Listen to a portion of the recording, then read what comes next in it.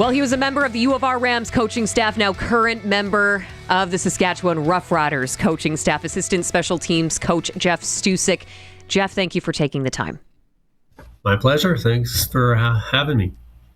Well, I know that you guys just got back from Hamilton, and that's, of course, where we would like to start our conversation here today. Maybe not exactly the result the Riders wanted here, but when you're looking specifically at special teams, Jeff, I mean, you're talking about complementary football in your role. When the offense or defense isn't quite getting the job done late, what kind of pressure does that put on special teams trying to pull out that win? I don't think it puts undue pressure on us. I think our job is just to do our job, quite simply. And we had a particular plan going into the Hamilton game, focused on really limiting their return game. Our cover teams played really well. You can't do more than what you sort of are planning to do. If the offense or defense is struggling, we don't view it that way. We sort of view it a play at a time and go execute what we got to execute. Yeah, there's probably a decision or two that you might need to make depending on the game situation, whether you're up or down, whether that's a punt pressure or a type of return. But all in all, I thought in Hamilton our special teams played pretty well, and we talked about that as a group. Outside of a few penalties that we do not need to take, and we're going to focus on that this week. We executed the game plan pretty well on specials, and thought we did fine. Can you speak specifically to the game of Alex Hale? Because I know that he was perfect, right? Field goals, converts, everything that you asked him to do, he accomplished that. So, I mean, what kind of work has he been putting in behind the scenes that maybe fans aren't seeing? Yeah, that's a good question. Alex is he's a professional athlete, and he takes his craft very, very seriously. I was listening to the show at the beginning, and I think, Dave, you hit it on the nose that, professional athletes know when they have done well or when they haven't done well, and they don't need to be reminded. Nobody cares more about this than Alex. I would remind fans that it's a 12-person game, not a one-person game, although the kicking, we often focus on an individual, but there's a number of people that need to be part of that. And so, we like what Alex is doing. He's working hard. He does what he needs to do. He's missed a couple of kicks that I know he would tell you in a second that he would want back. But I'll tell you what he did in Hamilton. It was windy there for those that weren't there. It was windy, and it was an unusual kind of swirly wind, and he hammered him. And that 52-yarder was a no-doubter, and he had lots of leg. And we look at a lot of things, including like trajectory of the ball and how he's striking it, and including in practice. And we track every kick, and we analyze every single kick, not just the ones in the games. And Alex is a tremendous kicker, and we like what he's doing, and we believe in him, and he's a key part of our team. Coach, Mike Benson tried to explain to me the intricacies that go into the job that your specialists do, and it can come down to a minute detail like the rotation of a ball from his snap. How closely do you look at that? Is that film work? Is that just feel? How does that happen? It's both, but it's film work for sure. We measure the rotation on every snap. We time every single snap in camp, in practice, and during the game. Snap to get off on a field goal, or snap to get off on a punt, hang time. All of those things are parts of what I do on a daily basis, and we're looking for trends. If there's a reason we're at 8 yards back and other teams are 7.5, it depends on the snapper. It depends on the holder. We were very fortunate to pick up Mike during the season, since we had the injury early to Crawford, and that was that's a challenge, because that changes everything. It changes the battery, changes, and the timing changes, and that's not an excuse for Alex, or it's not an excuse for any misses. It's just a reality that there's a whole new cadence that needs to be reestablished. And I think these guys, our unit, our snapper, long snapper, and kicker, long snapper, holder, and kicker, they're tight. They've got their mechanics down. Oscar, it's often unnoticed, but our punter is our holder, and he is an elite holder, and it is perfect every time. And I have not seen that before in a holder. He's a tremendous holder, and Mike has been tremendous. He leads the league in snap time on punt. He's a tremendous field goal snapper. So we're pretty fortunate there. And like I said, Alex is he's striking the ball well, and sometimes you make kicks and you didn't strike it well, and that's some sort of a sign of things to come. Alex is striking the ball well generally, and you saw it in Hamilton, you saw it in the game before. So we're positive going forward with Alex. How much fun is it being a special teams coach in Canada with the seemingly endless possibilities? Like, you look at the things that you've done. You've had an onside kick this year. You line up in onside punt formations, hard counts at the line of scrimmage to draw teams offside. Your punt return game changes seemingly all the time. You've had a punt block despite a penalty. Like, how much fun is that to be a coordinator when you can scheme those things, but then also teach it to players that may not be familiar with all the nuances of the Canadian game? Yeah, it is a lot of fun. We have relationships with American coaches, and the special teams game is sort of disappearing in both college and the NFL. So it is fun. They're very envious of us. We haven't talked about punt fakes and field goal fakes and special returns and all of those things that are all part of the mix too. Fun is, it's cool, it's creative, you get to do a lot of different things. It's at the same time quite stressful, and I get gray hairs daily on this, so it's I'm really 26 years old, so I just love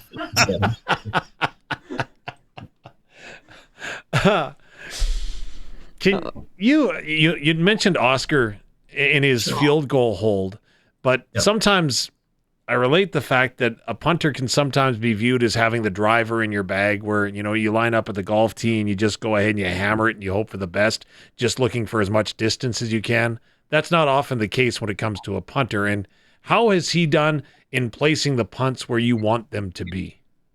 He's done well.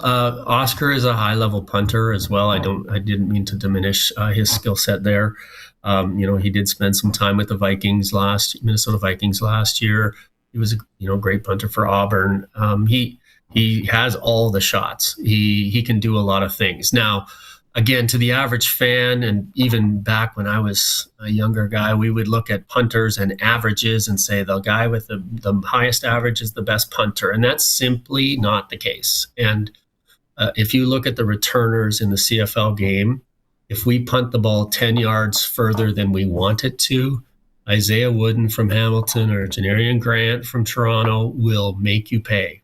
McAllister in Calgary, you could go across the board. Every team has one. And so we're asking Oscar to put those punts in certain places. I would not for a second look at average and say Oscar's 7th in the league in punt average. That means he's doing poorly. He is not. He is putting the punts where we need them to. Generally, he's not perfect.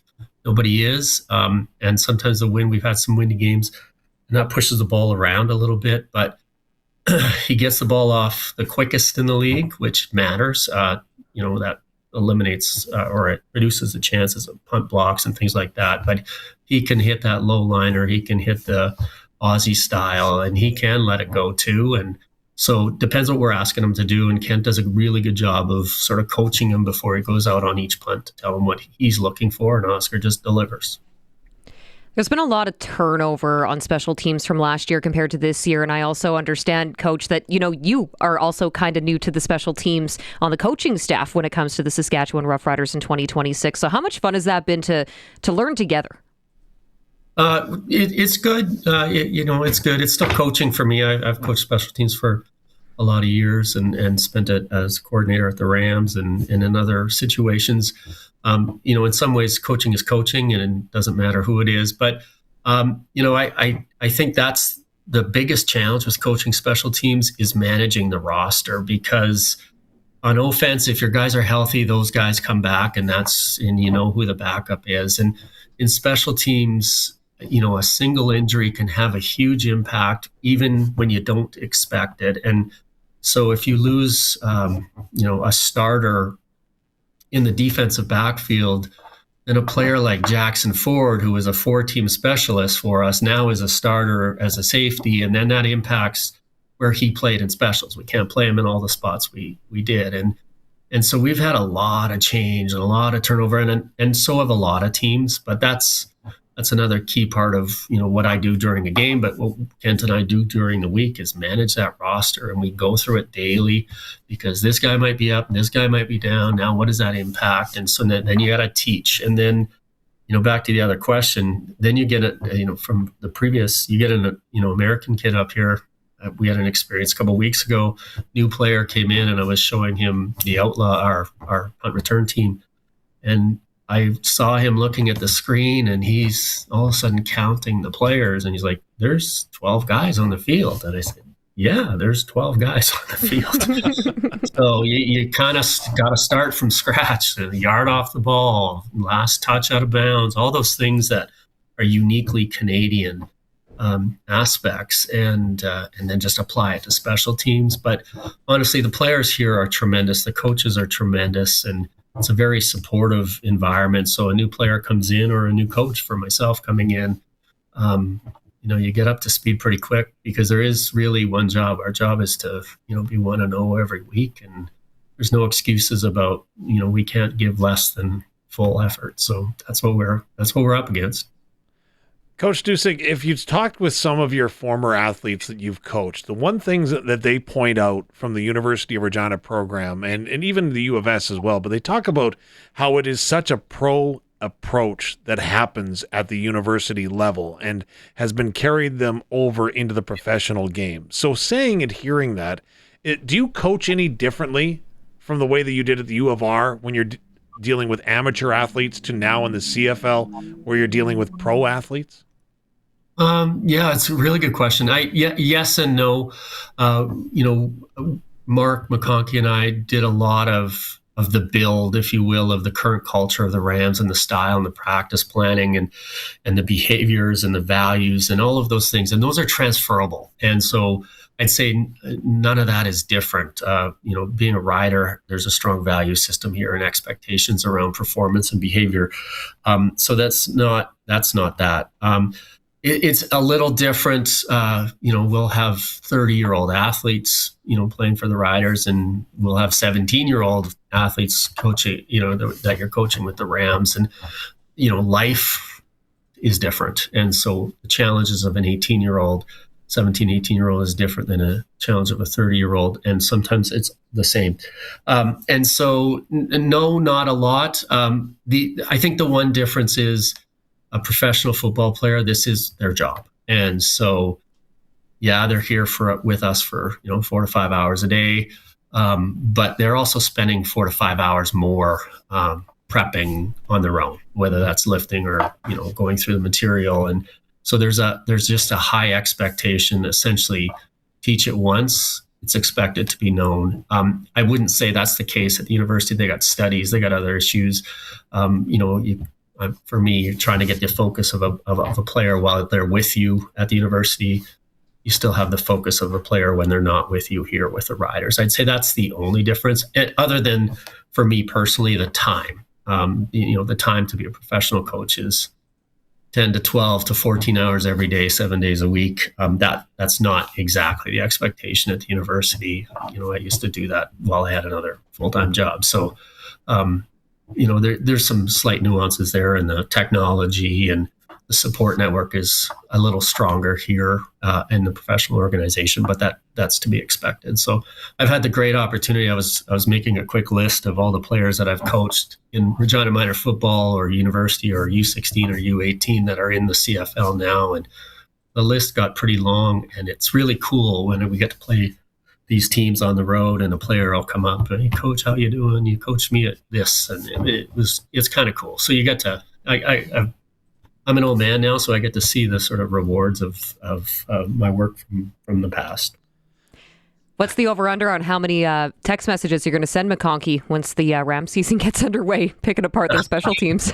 Yeah, no kidding. No, the individual who was helping me on specials, Bruce Anderson, has taken over. He and I have spent a lot of time together, and Mark and I spend a lot of time together still. We're close friends. So Bruce can reach out at any point, and vice versa. I talked to him today already and how it's going in the camp, and what they're working on, and so I'll stay on top of what's happening there, and vice versa. Like I said, Bruce comes and watch film, and we're tight. So interesting conversation that I had with Luke Mullender, Coach Stusek, was we were discussing how every player on the Riders roster at some point or other was the guy on their team, whether that was at college, whether that was at high school, on offense or defense predominantly.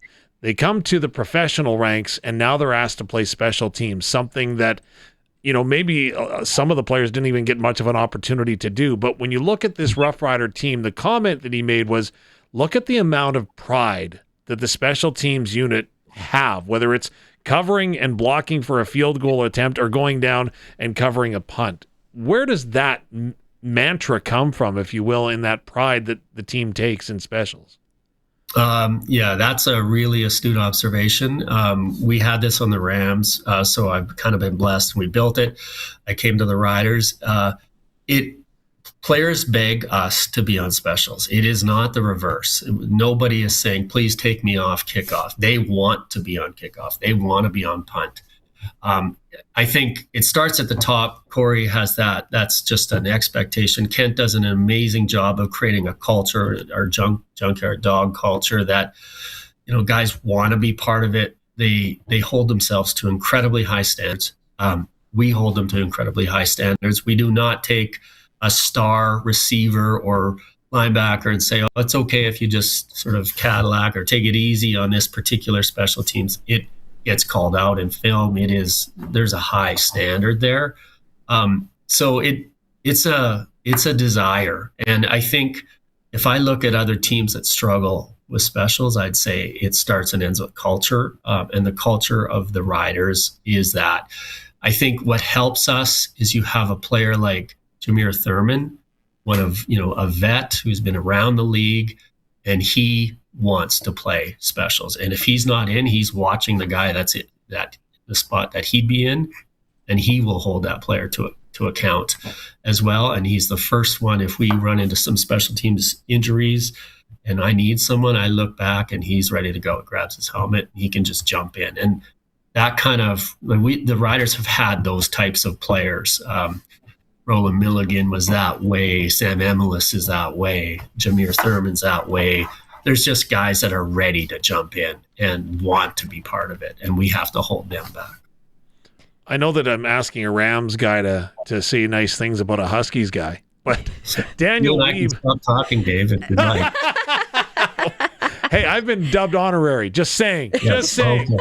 Okay. But Daniel Weeb, his first taste of CFL action, he has to come in and field a punt with 12 big men running down at him at home at Mosaic Stadium. He's taken over doing a lot of punt returns right now on the team with some injuries before him, so on and so forth. But what is that testament to the young man from Rosetown, Saskatchewan, who steps in and is fielding kicks for you right now?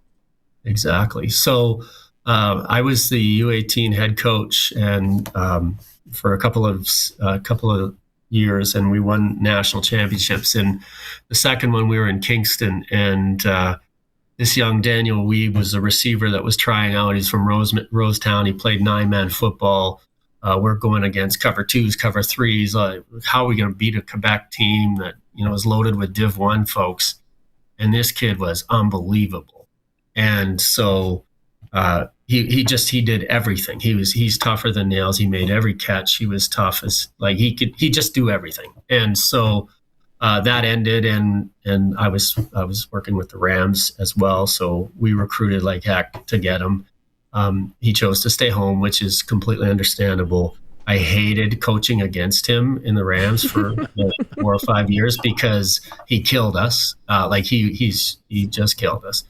And so I knew he was going to be successful as a pro. Kent Majuri knew that I knew him, and I trusted him, and he never ceases to surprise us. Like, we've gone through returners, and we are still leading the league in punt returns, and we've got little Daniel Weeb back there returning punts, and we don't lose a step, but it's a statement to the culture of the organization.